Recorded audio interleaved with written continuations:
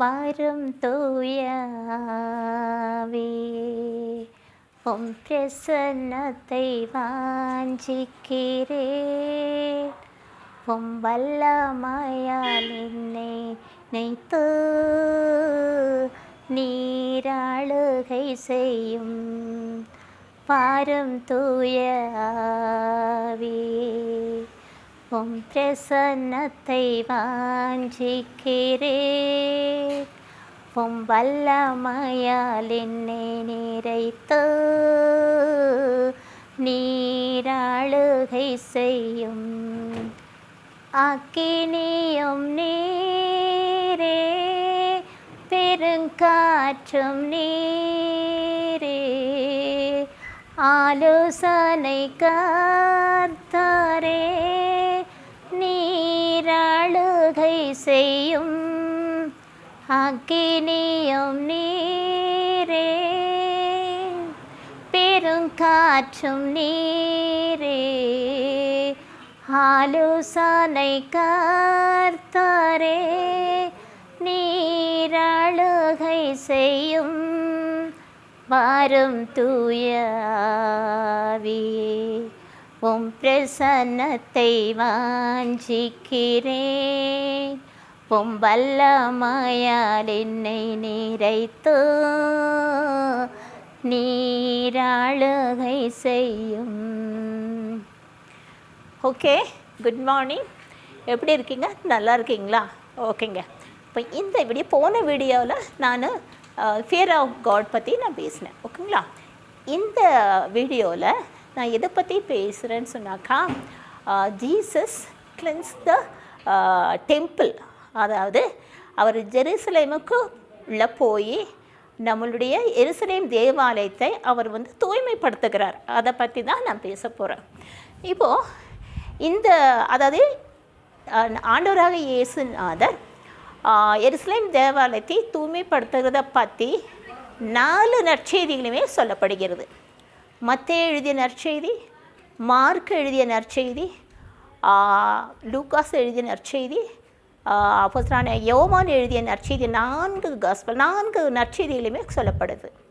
இப்போது யோவான் எழுதிய நற்செய்தியில் பார்த்திங்கன்னா 2வது அதிகாரத்தில், லூக்காஸ் எழுதிய நற்செய்தியில் 19வது அதிகாரத்தில், மார்க் எழுதிய நற்செய்தியில் 11வது அதிகாரத்தில், மத்தேயு எழுதிய நற்செய்தியில் 21வது அதிகாரத்தில் சொல்லப்படுது.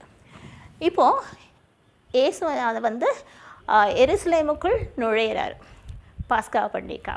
அப்போது ஆலயத்துக்குள்ளே போகும்போது அவர் என்ன காட்சியை காண்றாருன்னு சொன்னாக்கா, அங்கே அது ஒரு வியாபார கூடமாக தென்படுது. அவர் பார்க்குறாரு. அவர் ஏன்னு சொன்னால், அங்கே என்னென்னலாம் விற்றுக்கிட்டு இருக்கான்னா, ஆடு மாடு புறாக்களெல்லாம் விற்கிறவங்கள பார்க்குறாரு. நாணயம் மாற்றுவோருங்களையும் பார்க்குறாரு. நாணயம் மாற்றுமான்னு உங்களுக்கு தெரியும்ல, நம்ம இப்போ யூரோப்பு போகணுன்னா போகிறதுக்கு முன்னாலே இல்லாட்டி அங்கே போய்ட்டோம், நம்மளுடைய ரூபா நோட்டுக்களை என்னவா கன்வெர்ட் பண்ணோம், யூரோவாக கன்வெர்ட் பண்ணோம். அதே மாதிரி நம்ம அமெரிக்காவுக்கு மற்ற கண்ட்ரி இப்போ இஸ்ரேலெல்லாம் போனால் கூட நம்ம அதை டாலராக மாற்றிக்கணும். அந்த மாதிரி அங்கே எருசலேம்லேயும் இப்போ ஆடு மாடி பலி கொடுக்கறதுக்காக அங்கே வந்திருக்கோம். பல இடங்கள்லேருந்து வந்திருப்பாங்களே, அப்போ பலி கொடுக்கறதுக்காக ஆடு மாடு புறாக்கள் எல்லாம் வாங்குவாங்க. அப்போ அந்த நாணயத்துக்கு அவங்க கொண்டு வந்திருக்கிற அந்த பணம் செல்லுபடி ஆகாது, அதனாலே மாற்றுவாங்க. ஸோ நாணயம் மாற்றுவோரின் மேசை இதில் எல்லாத்தையுமே பார்த்துட்டுருக்காங்க. அது ஒரு வணிக ஸ்தலமாக, வியாபார கூட, ஒரு மார்க்கெட் பிளேஸாக காட்சி அளிக்குது. அப்போது இவர் இறை மகன் இல்லைங்களா? அப்போது நீங்கள் முழுக்குமே நற்செய்தி 4 நற்செய்தியும் பார்க்கும்போது இயேசு சாமி கோவப்படுறதுக்கு மாட்டார். ஈவன் மதகுருமார்களை சாடும்போதே வெள்ளை அடிக்கப்பட்ட கல்லறைங்கள்னு தான் சொல்லுவார். ஆனால் அப்போ யோவான் அப்படி இல்லை, வேறு மாதிரி ஹார்ஷஸ் விரியன் பாம்பு குட்டிகளேன்னு சொல்லுவார்.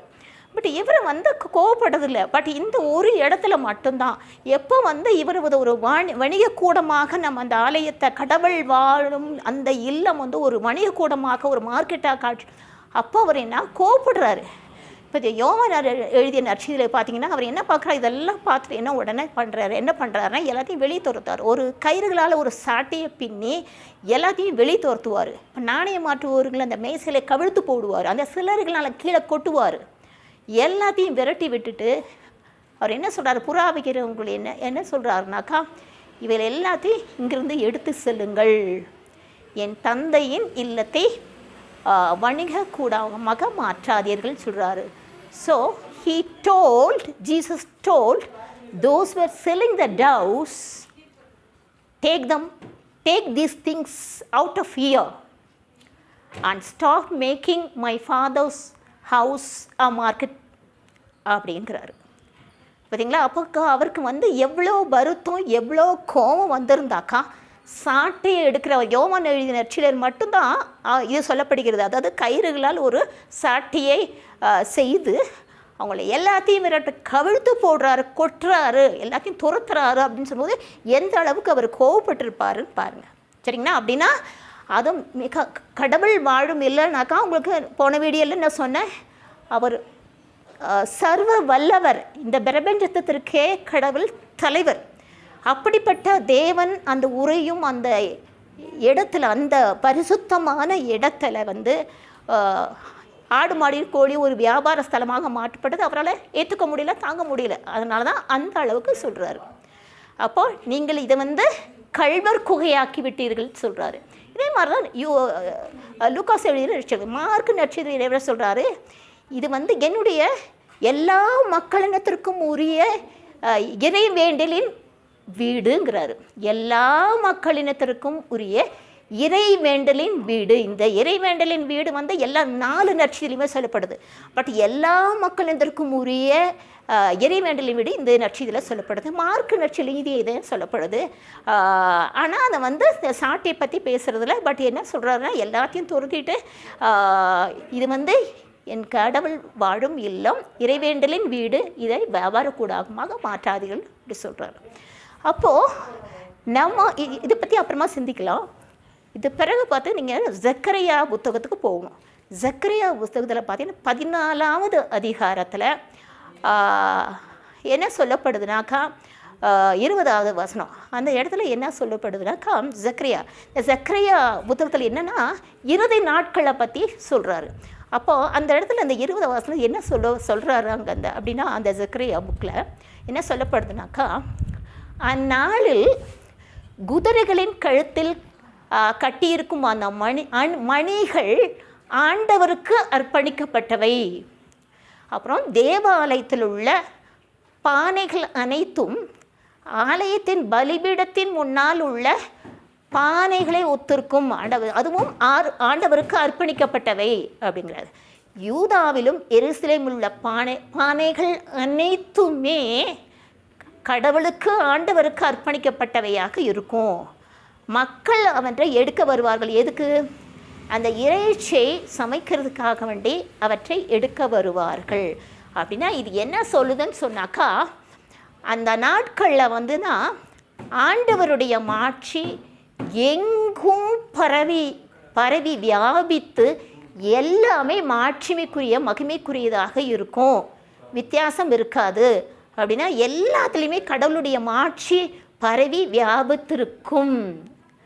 அப்போ இன்னொரு முக்கியமான வார்த்தை அங்கே சொல்கிறார் என்னன்னாக்கா, அந்நாட்களில் தேவாலயத்தில் கடவுளுடைய ஆலயத்தில் வணிகர்கள் இருக்க மாட்டாங்க, அப்படி இது கொண்டுட்டு வாங்க அப்படி வச்சு. இப்போது இதுக்கு பிறகு நான் என்ன சொல்ல வரேன்னாக்கா, இந்த குறிப்பேடுகள் புத்தகம் முதல் புத்தகம், குறிப்பேடுகள் 2ஆம் புத்தகம், குறிப்பேடுகள் 2ஆம் புத்தகத்தில் அதில் 21வது அதிகாரத்தில் 6வது அதிகாரம் 7வது அதிகாரம் அதில் என்ன சொல்லுது, அதாவது குறிப்பேடுகள் 2ஆம் புத்தகம் 6, 7 அந்த அதிகாரங்கள் என்ன சொல்லப்படுதுன்னு சொன்னாக்கா, சாலமோன் தாவீதுக்கு ஏற்கனவே சொல்லிடுறாரு, நீ எனக்குன்ற ஆலயத்தை கட்ட மாட்டேன், ஆனால் உன்னுடைய மகன்களில் ஒருவனுக்கு நான் அந்த இதை கொடுப்பேன் அப்படின்னு சொல்கிறாரு. அது சாலமோனுக்கு கொடுக்கப்பட்டது. இப்போ சாலமோன் என்ன பண்ணுறாருனாக்கா, தேவாலயத்தை கட்டி முடித்து விட்டு உடன்படிக்கை பேழையை கொண்டு அங்கே வைக்கிறார். வச்சு முடிச்சுட்டு இப்போ தேவாலயத்துக்கு அதை அர்ச்சிக்கணும் இல்லையா, கடவுளுடைய பிரசன்னம் அங்கே கோயிலுக்கு வரணும், உங்களை கோயிலுக்குள்ளே வரணும் இல்லையா. அப்போ என்ன பண்ணுறாரு, அவர் கோயிலுக்குள்ளே இந்த பலிபீடத்துக்கு முன்னால் நின்று அவர் மக்கள்கிட்ட பேசி முடிச்சுட்டு, அதுக்கு முன்னாலே பேசி முடிச்சிடறாரு. பேசி முடிச்சுட்டு இப்போ கடவுள்கிட்ட மன்றாட போகிறாரு. அப்போ அவர் என்ன பண்ணுறாருன்னா, பலிபீடத்துக்கு முன்னால் நிற்கிறார். நின்று கைகளை மேலே உயர்த்துகிறார். உயர்த்தி முடித்த பிறகு அவர் என்ன பண்ணுறாருனா, மக்களுக்கு, அதாவது திரு அவையினதும் அந்த சபையில் இஸ்ராயல் சபையின் அந்த மக்களின் முன்னால் நின்று பலிபீடத்துக்கு முன்னால் நின்று முழந்தால் படியிட்டு தம் கைகளை வந்து வானத்தை நோக்கி விரித்து மன்றாடார். இஸ்ராயலின் கடவுளாகிய ஆண்டவரே, விண்ணிலும் மண்ணிலும் உமக்கு நிகரான கடவுள் யாருமே இல்லை. உம்மீது அன்பு கூர்ந்து உம்மை பின்பற்றவர்களிடத்தில் நீர் வந்து உடன்படிக்கை செய்து கொண்டு அவர் மீது அன்பு கூறுகிறேன்னு சொல்கிறார். இப்படி சொல்லிட்டு அவர் மன்றாடி பல மன்றாட்டுக்களை வந்து அவர் கடவுள் திருமுன் வைக்கிறார். பல மன்றாட்டுக்களை ஏறெடுத்து முடித்த பிறகு அங்கே என்ன நடக்குதுன்னு சொன்னாக்கா, வானத்திலிருந்து நெருப்பு வந்து பலிபீடத்தின் மேல் அந்த இருக்கிற எரிபலியை வந்து சுட்டெரிக்கும். அப்படி சுட்டெரிக்கும் போது என்ன ஆகுனாக்கா, கடவுளுடைய மாட்சி ஆலயத்துக்குள்ளே வருது. அந்த கோயில் தேவாலயத்தை முழுக்க நிரப்பிடுது. அப்போ அந்த கடவுளுடைய மாட்சி அந்த கோயிலை வந்து நிரப்பும்போது குருக்களால் என்ன பண்ண முடியல, ஆலயத்துக்குள்ளே வர முடியல. அந்த அளவுக்கு கடவுளுடைய மாட்சி அந்த இடத்துல பரவி இருந்தது கோயிலுக்குள்ளே, ஆலயத்துக்குள்ளே. இதை யோசித்து பாருங்கள். இப்போ இருக்கிற அத்தனை தேவாலயங்களிலும் கடவுளுடைய மாட்சி உள்ள நிறைந்திருக்குது.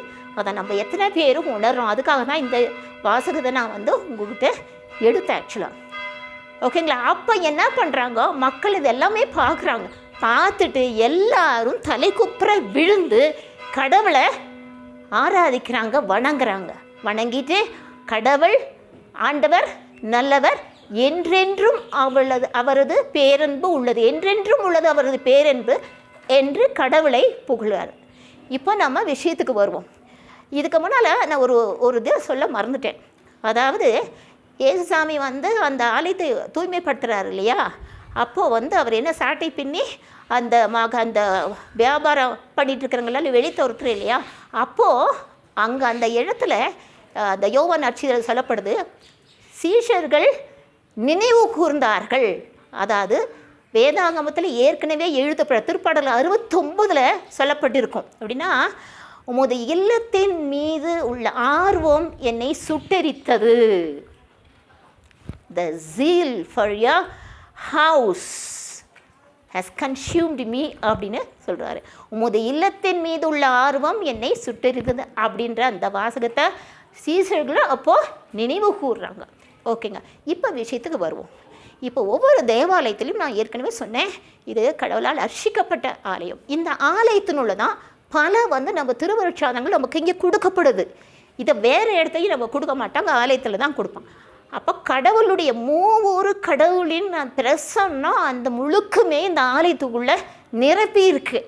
அப்படி இருக்கும்போது நம்ம இந்த ஆலயத்தை நோக்கி வரும்போது நம்ம தூரத்திலேயே நம்ம கடவுளுடைய அந்த ஸ்பெஷல், அதாவது கடவுள் உரையும் அந்த ஒரு ஸ்பெஷல் இடத்துக்கு நம்ம ஒரு மகா பரிசுத்தமான அந்த இல்லத்திற்குள்ளே போகிறோன்ற அந்த உணர்வுடன் நம்ம உள்ளே போகிறோமா? அப்படி இப்போ நானே நினச்சிக்கணும், நான் அப்படி உள்ளே போகிறேன்னா, இல்லாட்டி நம்ம செல்ஃபோனை இப்படி வச்சுட்டு போகிறேன்னா, ஆல்ரெடி செல்ஃபோனை இப்படி கையில் வச்சுக்கிட்டு போகிறேன்னா, இல்லாட்டி அங்கே போயிட்டு ஆலயத்துக்குள்ளே உக்காந்துட்டு போய் தலை வணங்காமல் எதுவும் பண்ணாமல் நான் அங்கே போயிட்டு மெசேஜ் பார்த்துட்ருக்கேனா, மெசேஜ் அனுப்புகிறேன்னா, இல்லாட்டி am I waiting for a call, இந்த மாதிரி ஏதாவது பண்ணிகிட்ருக்கேனா, கடவுளுக்கு உரிய அந்த மதிப்பு மரியாதையும் கலந்தா ஒரு பயம் என்கிட்ட இருக்கா, கடவுளை நான் ஆராதிக்கிறேன்னா, am I honoring the Lord God, அதை வந்து நம்ம நினச்சி பார்க்கணும். கரெக்டுங்களா? இப்போ நானும் அதை நினச்சி பார்க்கணும், நீங்களும்